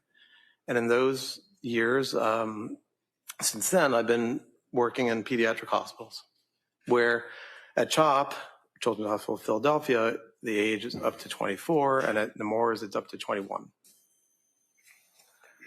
So that is the overall area of adult and child psychiatry that I've been working in. Throughout the years at Georgetown, Okay, I would like to answer because I have more to tell you. Let him finish the answer. Go ahead. So at Georgetown, certainly that was all adult, and Georgetown has its own labor and delivery unit. And so that was plenty of engagement with women who were pregnant or who had just given birth. And then at both Children's Hospital of Philadelphia and at Nemours, there are these special units that have been under designed for the last several years of high-risk pregnancy units. So actually at CHOP, one of my first roles there was to develop the psychiatry services coverage of the high-risk maternity unit there called the Special Delivery Unit. And I was the co-leader and then the leader of the consultation service at CHOP. And so I led the group of adult and child psychiatrists to tend to the psychiatric needs of that unit. Recently at Nemours, the same unit was built. And so, yes, in these pediatric hospitals, there actually are units of women who are about to have birth, who have just had birth. Well, I'm sure in these pediatric hospitals, there are women about to have birth and have had birth. And I'm sure that there are competent doctors that treat them, correct? I would agree with you. How about you? How many women with postpartum psychosis have you treated? Roughly 10 would be my estimate. Over what period of time? Over the period since 2001. And when you would treat these women, would you be involved in, for example, testing them for their mental health? Well, usually the teaching has been that what was called postpartum psychosis is actually a form of bipolar disorder. So what is important is to say, let's do a full evaluation of the individual's symptoms and signs, and then treat them and engage in treatment. And usually that's going to be a form of bipolar disorder treatment. That's the teaching that is the general perspective. So with your wealth of knowledge on women that are pregnant and suffering from postpartum psychosis, do you know whether or not Lindsay was ever diagnosed with postpartum depression? I believe that the various notes from the clinicians over the year of 2022 to 2023 utilize the term unspecified mood disorder. Right. How about postpartum depression? I don't think that appellation was used. Okay. So was she ever administered EPDS?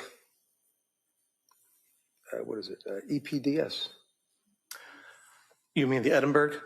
Yeah, was she ever administered that? I don't know if she was or wasn't. I don't remember. Isn't that something you're in here testifying about this case? Wouldn't that be important to know that she was almost off the chart on the Edinburgh scale for postnatal depression? Well, I have said that she had depression. Well, postnatal depression for a woman who's pregnant or had a baby recently is a heck of a lot different than some guy who's just depressed about his job, right? I don't understand your question. Well, do you know what her readings were on the Edinburgh test? Not to my memory at the moment, no. Why not? You read the medical records, didn't you?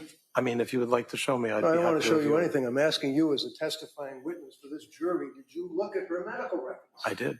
And the medical records pertain to her being a person that just had a baby, right? I'm not sure that which records you're talking about, but when can I finish? Can I finish? Can I? I'm not going to finish. 2022, obviously, because we already talked about the summer. She was fine. When did she see Tufts? She started to see Dr. Tufts in 2022. When? I believe it was, well, she went to Dr. Tufts in September, and it was in October that she started taking the medication that Dr. Tufts had prescribed. Okay, and that was for what? You mean which medication, or what was the purpose? Medication. Sertraline. And otherwise known as? Zoloft. And she took it after a while, is that correct? Is that what you said? A few weeks, yes. And the reason she didn't take it was what? Time, as my evaluation. Hold on a second, Doc.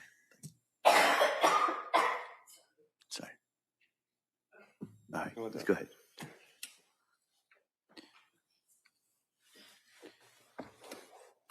You want him to re-ask that question? I'm okay. Okay.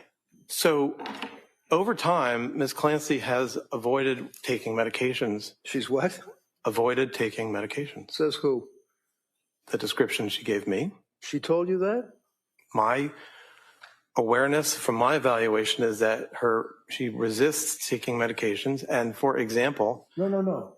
Tell me what you mean by she resists taking medications. there are individuals in this world who do not want to take medications, and I think she described that she is one of them. So you know she saw Dr. Tufts because she apparently was anxious, right? Yes. Prior to that, other than having anxiety about public speaking as a nurse in nursing school, and after she had one of her children, she didn't have any psychiatric history of medications, right? She had not taken medications, but she had had a lifelong degree of anxiety. It hadn't been at the level of disorder, but she had had lifelong. Yes. Okay. How about grammar school, high school, college? Did she have difficulty that she was anxious? So what I was saying is that anxiety can drive people, but she had a lot of anxiety and she was hardworking, and the anxiety helped her to be hardworking. But when it comes to medications, Okay, hold on. Mr. Reddington, you got go ahead. Doctor, finish the question. But when it comes to medications, she described that she didn't want to take medications. And an example was the time that after the birth of her second child, that sertraline had been prescribed, but she chose to get through her anxiety and depression by exercising. And that is something that people do. But it also highlights that in this case, she didn't want to be taking medications. And I think that we also understand that in the fall of 2022. All right. At this point, I'm going to stop. Next question. My question was, you said that she had a lifelong resistance to taking medication. That's what you said, right? Yes. Yes? Okay. Yes. Then I asked you, grammar school, high school, college, did she have any records, any witnesses, any documents that she had a resistance to taking medication? Only her description to me. She didn't tell you that she was resistant to medication in grammar school and high school and college? What are you making this up? Objection. Yeah, sustain. Next question. She didn't tell you that. I understand her to have told me that generally she did not want to be taking medications. She didn't necessarily specify in grammar school, but that is her basic. College. Yes, I think that her description was as a adolescent and as a young adult, she was not interested in taking medications. You really have that written down somewhere? I'm happy to be proven wrong, but I believe that that's what I understand it to be. You believe that's what it is? You don't know whether you have it written down somewhere, right? Can I refer to my report? Read the whole report. I don't care. Because it's not there.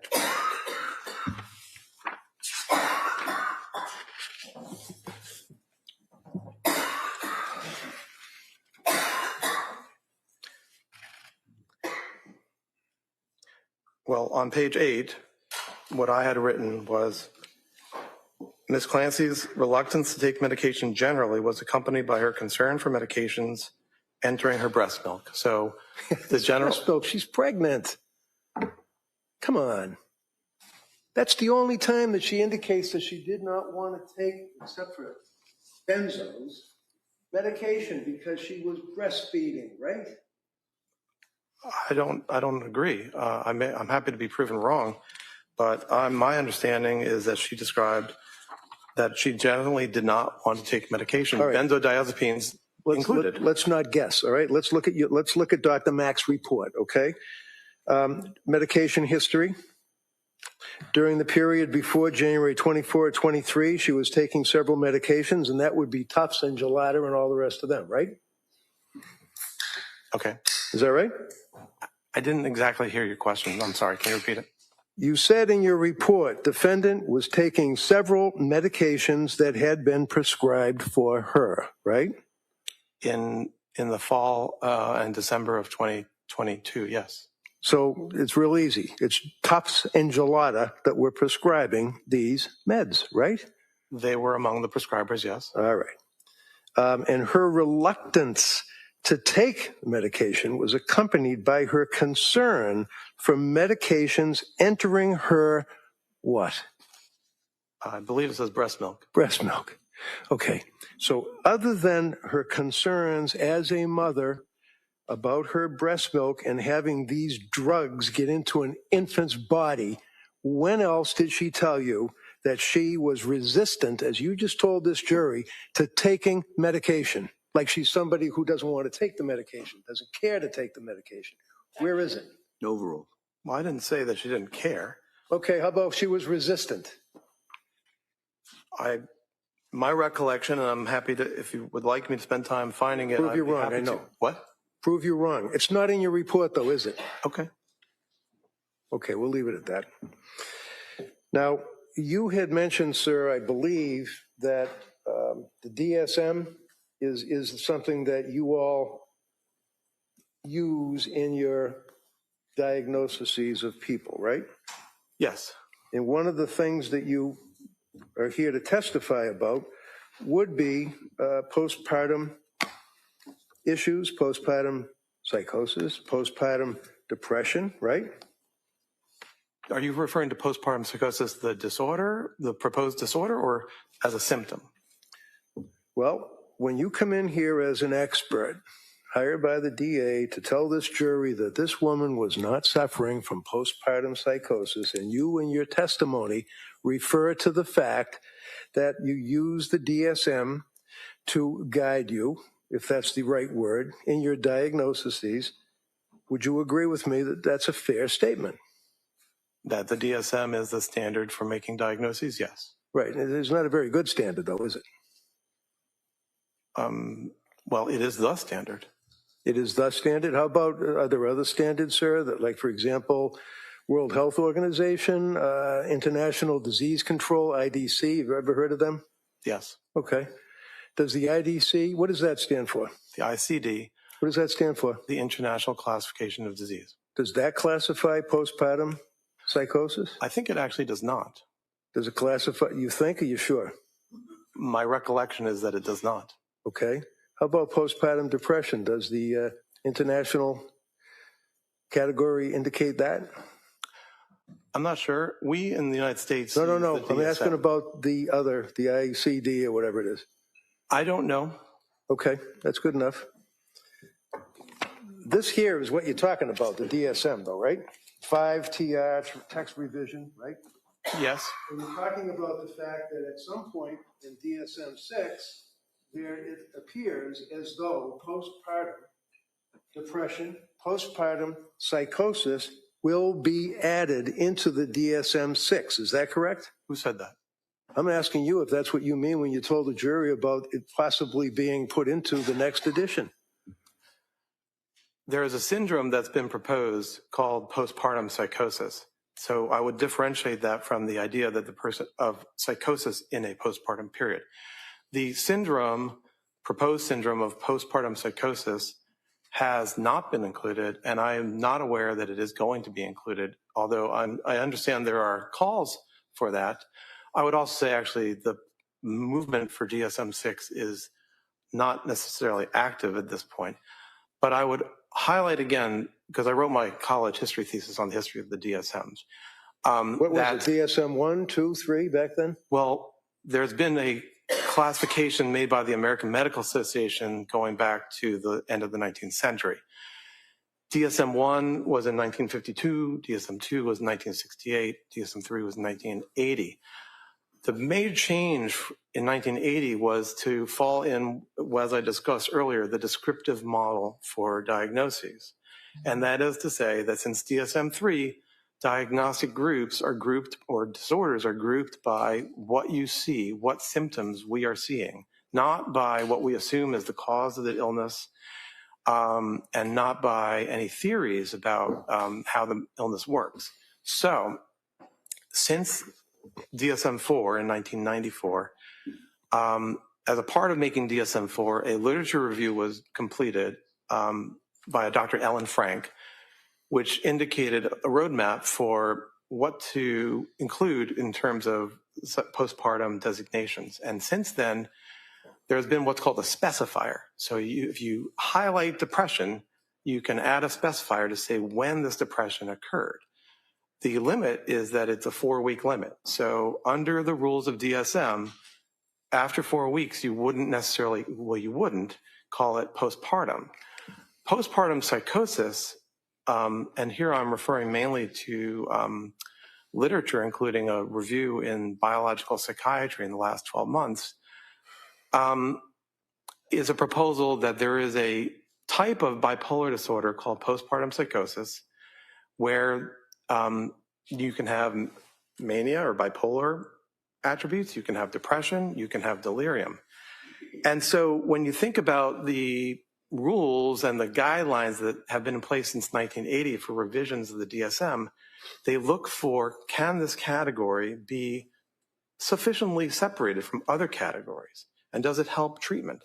And over time, even though there have been calls, well, there have been hundreds of diagnoses that have been proposed or requested to be in the DSMs, very few new diagnoses get inserted. And right now, that is the situation for the syndrome called postpartum psychosis, that it is not something that has been approved. And I know there are people who are calling for it.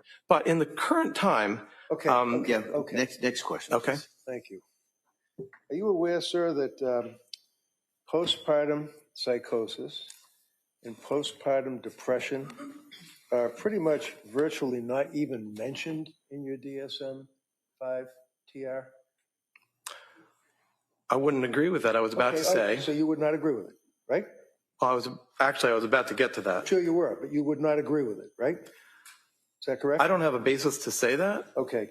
So looking at, and this is 1,050 pages of people putting together like a cookbook, fair to say, right? No, I wouldn't call it a cookbook. No? Would you agree, sir, that postpartum is referred to, page 147, in sex and gender-related diagnostic issues? Would you agree with that, sir? Is that the introductory chapter? This is the chapter, sir, that is pertinent to bipolar disorder. You're familiar with it. Okay, so it's the bipolar chapter. And referencing 147, sex and gender-related diagnostic issues. You're familiar with that, I imagine, right? That's a subset. I mean, that's a portion of the chapter, I imagine, that describes... Right, it's a paragraph. Issues. Okay. It's a paragraph. Out of 1,000 pages, it's a paragraph. What's your question? Women may be more likely to experience rapid cycling and mixed states and to have patterns of comorbidity that differ from those of men, including higher rates of lifetime eating disorders. Come on. This is what they talk about with postpartum psychosis and postpartum depression, eating disorders, and the difference between women and men? Is that your question? I'm not sure I understand your question. Now you answer it, yeah. What's your question? Postpartum disorders, sir, the difference between women and men, and they make reference to eating disorders? Well, I think the section header, if you don't mind reading it again, was aspects about gender. And so in that section, I imagine they're describing it. I didn't write the DSM, so I'm not here to represent it. Okay. I can just tell you about it. All right. Okay, right here. Sex and gender-related diagnostic issues, right? Would you agree that's under the bipolar and related disorder section? Yes. The DSM. Okay.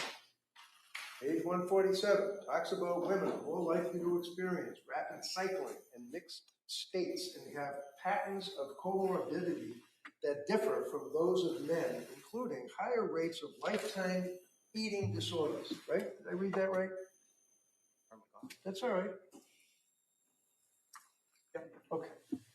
And then it goes on for the rest of the paragraph that women with bipolar 1, read along, or 2 disorder are more likely to experience depressive symptoms than are men. Did I read that right? Yeah. That they, meaning women, apparently have a higher lifetime risk of alcohol use disorder than men. Really? Did I read that right? Yes. And that they also, and much greater likelihood of alcohol misuse disorder than women in the general population. Some women with bipolar disorder experience exacerbation of mood symptoms during their premenstrual time period. Right? It says that, yeah. Yeah. And that this has been associated with a worse course of illness. Many women with bipolar disorder also report severe emotional disturbances during perimenopause when estrogen levels are decreasing. Did I read that right? Sorry. Right, because It does say that. okay. And that there does not appear to be an increased risk of mood episodes in pregnant women with bipolar disorder, except for those who discontinue medications for pregnancy, right? Is that what it says that in the DSM? Yes, right. it does. So what does that tell you in 25 words or less, sir, when that sentence where it talks about there does not appear to be an increased risk of mood episodes in pregnant women with bipolar disorder, except for those who discontinue medication for pregnancy? What does that mean? What it means is when thinking about women who have bipolar disorder who are pregnant, the risk of having either a manic episode or a hypomanic episode or a depressive episode generally stays stable compared to when the person is not pregnant, except in people who do not take medications for bipolar during the pregnancy. And then it goes on to read, the specifier with peripartum onset should be used for mood episodes that begin during pregnancy or within 4 weeks of delivery. Is that the 4-week cutoff that you're telling the jury about? That's the 4-week cutoff. That's on that specifier, the peripartum specifier. When was this last amended? 1958? You're talking about the 4-week number? Yeah. That was created in DSM-4 in 1994. And how about the World Health Organization? What's their cutoff using that term? I don't know. I can tell you that the proponents of postpartum psychosis illness utilize, I believe, 12 weeks, maybe 6 weeks, but not more than 12. How about the, what is it, IDC, ICD? The World Health Organization's International Classification. If I tell you it's a year, would that mean anything to you? It's not 6, maybe 12, it's a year. Does it mean anything to me? Yeah, does it mean anything to you? With regard to what? It's a year. You're talking about 4 weeks, but they're referring to a year. Well, the distinction between the ICD and the DSM is substantial. The DSM... All right. Mr. Ray, why don't you ask a question? Thank you. So would you agree with me, sir, that the way that women are treated postpartum, after having babies, prior to having babies in Europe is a heck of a lot different than we treat women here, right? Objection. Sustained. So that paragraph that we just went through, we're talking about sex and gender-related diagnostic issues, right? Yes. They mentioned the words postpartum, period. They mentioned, I don't mean period like the end of the sentence, I mean postpartum, period. They mentioned that, right? Yes. And I read that correct, that's right? Yes. And then out of the 1,050 pages, we can then go to another, page 156, sex and gender-related diagnostic issues. And it makes reference to the gender ratio for bipolar 1 disorder, right? Okay. Would you agree that the gender ratio for bipolar 1 disorder is equal between women and men? Yes. And does it then go on and say that bipolar 2 disorder are mixed, differing by type or sample? There is little or no evidence of bipolar gender difference in the general population. And some, but not all, clinical examples suggest that bipolar 2 disorder is more common in women than in men. Is that right? It may be. As I was, because you want to look at it, or it may be because they might be wrong. Well, women have depression more than men, unfortunately. And so that is something that it gets reflected when it comes to bipolar type 2. So patterns of illness and comorbidity, however, differ by sex, with females being more likely than males to report hypomania. Does that sound right? It sounds right. And that women would have mixed depressive features and a rapid cycling course, correct? That sounds right. And childbirth may be a trigger for the hypomanic episode, which can occur in 10 to 20% of females. In non-clinical populations, most typically in the early postpartum period. Does that sound right to you? It sounds, I mean, you're reading it, so I agree. Yeah. Okay. And there's a big difference between DSM and WHO, right? I don't know the WHO's 12 months, what it refers to. When it comes to the proposed postpartum psychosis, one of the elements of the proposal is that it is particularly related to the physiologic changes that happen at the time of birth. And actually, one of the objections that that group has to the way that the DSM is written right now is that they would like it to be solely post-birth rather than one that encompasses pregnancy and birth, because it aligns with the theory that this type of disorder is related to those physiologic changes. So the timing of being closest to birth is instrumental in that proposal for postpartum psychosis, the disorder. When it's described as a disorder that occurs almost right away at the time of birth. And it is urgent. Who says that? Who? The literature on postpartum psychosis, whether it's postpartum psychosis. What literature? It's not in the Bible, right? Well, it's not in the Bible, but the reports by the people who are advocates, an expert consensus panel who are advocates for inclusion of the syndrome of postpartum psychosis. And they've been trying real hard. Let him finish. Well, he's just going to go on for another half hour. I'll finish, Doctor. Go ahead. I don't have anything more, sorry. All right, go ahead. Would you agree with me, sir, as it relates to this panel of people that you're talking about? These are the people that are trying to get postpartum psychosis, postpartum depression into the DSM-6, right? I don't think they're trying to get postpartum depression included because it already is there. In the two paragraphs that I just read? No. Okay, is there somewhere else that talks about postpartum depression? Yes. Okay, where? Well, the report mentions, and I'll find for you what are called the specifiers, where for both bipolar disorder and also for depressive disorders. Well, it's in there, but I'll find it in the book. Okay. Why don't you look for it? Why don't we do one thing at a time? Yeah, I'd like to. And that would be, you said you're going to find it. Just find it. Okay. And then once you find it, then we'll go on to the second part, which would be asking questions and answering questions.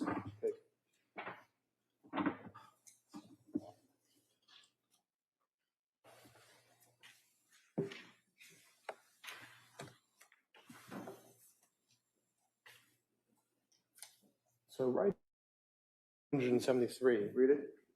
I'll describe what I'm talking about before I read it, if that's okay. So this is the section, actually starts on page 169, where it goes through what are called the specifiers for the bipolar disorders. And so those include with atypical features, with rapid cycling, with melancholic features. And here on page 173 is the portion about with peripartum onset. Read it. Well, let me see how many paragraphs it is. It's many paragraphs. Do you want me to read all of them? No, that's all right. Just summarize it as best you can. What I would summarize, and a similar passage is in the chapter on depressive disorders, is that it provides a way to designate that somebody's depressive disorder, or in this case, their bipolar disorder, had peripartum onset. Now, that's important, and they provide a lot of important information there about epidemiology and the course, by course, I mean how it's going to go in terms of the disease. That's what the DSM does. Besides giving criteria for disorders, it provides basic information about course, epidemiology, and the features that the individual has. So there's a similar section in the depressive disorders. Stick with the section that you just pointed out. Okay? Yes, sir. You'd agree with me in a nutshell that talks about with psychotic features, delusions, hallucinations present at any time in the current manic or major depressive episode in bipolar 1 disorder, right? No, I'd have to see what you're reading from. Okay, sure, it's right here. Yeah, but that's a different portion. No, that's what you were reading from. Okay, No, so sir. how about down below here where it says with peripartum onset? Yes, that was what I was referring The to. specifier, what's a specifier? So the system has a way where we can emphasize features of a person's illness. Remember, as I said, the groupings in the DSM revolve around the major psychiatric symptoms. So this is the bipolar chapter, there's a depression chapter, there's an anxiety chapter. So here, the specifier is our way of communicating that the person's problem, in this case, has peripartum onset. Okay. And as if I could connect it all, the emphasis on the proposed postpartum psychosis disorder, they object to it being peripartum. They would like it to be postpartum. And who's they? The authors of the expert consensus group that I referred to published a paper in biological psychiatry in the last year. About what? I mean, psychiatry covers a large ground. Yes. It's a paper that summarizes information about this proposed disorder, highlights their assumption that it is actually a type of bipolar disorder. Can I just interrupt? What disorder are you referring to? The proposed postpartum psychosis disorder. All right. So there is a group of people that are trying, to your knowledge, to get postpartum disorder in the next version of the Bible, right? Effectively, yes, Okay. but I wouldn't use all those words, but yes. Okay. And then when you're referring to the peripartum onset, in one paragraph, you're talking about the specifier applied to current manic, hypomanic, or major depressive episode in bipolar 1 disorder, right? Did I read that right? Well, it's more than just one Okay, paragraph. let's just It goes stick on with- to let's all just the stick next. with All right, Counsel, let me see Counsel at sidebar here. Just we've got scheduling. I told y'all. You're right. Judge is like, I let this go on long enough. It's 3:52. He's like, we can't be doing all this. We're in chapter 10 of that damn book y'all keep talking about. Number 1. He was like, you want me to read all these paragraphs? No, just sum it up. Now we're going to break down each paragraph. I'm like, oh my gosh, it's really asking a lot of our attentions, man. It's like the sparring that they do. I could never deal with that. It's just, that gives me anxiety when people talk over each other. It seems to be very, I mean, maybe that's just like how it is there. I don't know. Because like all throughout this, even when they're not being like, say, air quotes, rude, they don't have a problem. Like almost like when somebody's asking a question, they start answering before they finish asking the question. And I'm like, why did you do that? And nobody's looking around the courtroom like that's normal conversation. And I'm like, maybe it is. But then like this right here, it's like, stop, just let him answer the question. I get none of us want to hear him recite this whole damn book. I get it. I don't either. Right. But just let him answer and then move it along. Just move it along.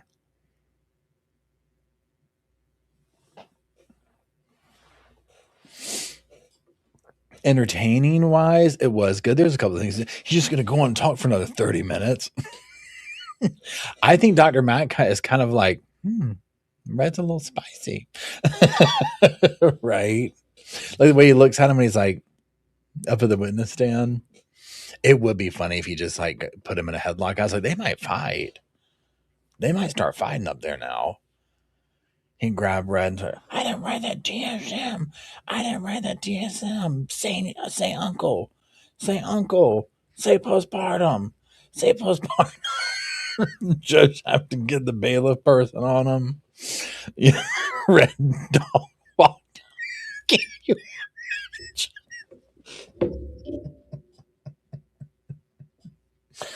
That would be the just I seen on the cage 2 months of trial. Red dog walks the state's witness and gets tasered in the process. I cannot. Gary gives him a wedgie to show him her legs.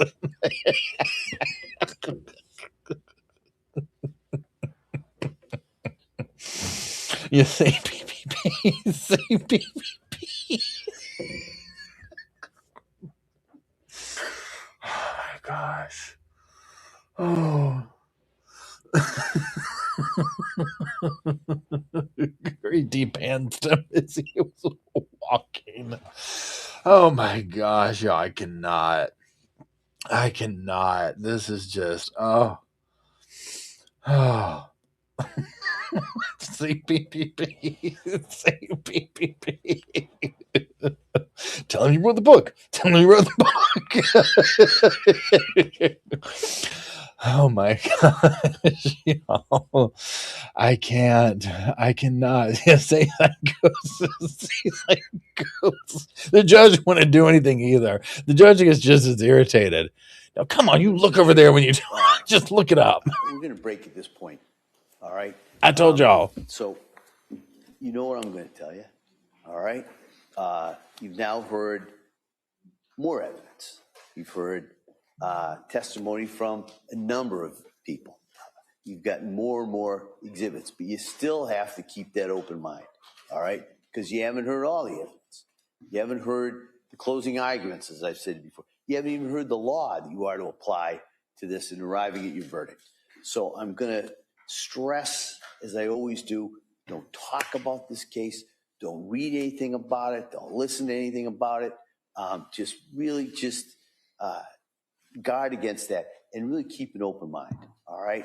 So I'm going to excuse you till Monday morning. And then I ask you to be here hopefully at 9 o'clock. We'll come back out and we'll continue with the evidence. All right. And as I'm telling you, we are well on schedule. All right. So I don't want to get ahead of myself, but in case you're wondering, we are definitely well on schedule, much because of your work on this. So I hope everybody has a nice weekend. Maybe it'll stop raining, get outside a little bit. So again, thank you for all your time and dedication on this, and we'll see you on Monday. Okay? All right, please, you're testing. Yo, help me out. How many weeks has this gone on? It feels like years. In my mind, it's been 2 months. Please tell me it hasn't been just 4 weeks. Has it just been 4 weeks? How long has this been going on? He always gaslights him too. We're well ahead of schedule. Well ahead of schedule. It's like 2027. 4 weeks? 19 days? No. It's been 500 years. That's more like it. You talked to the DA's office and you guys' schedule. We did discuss that.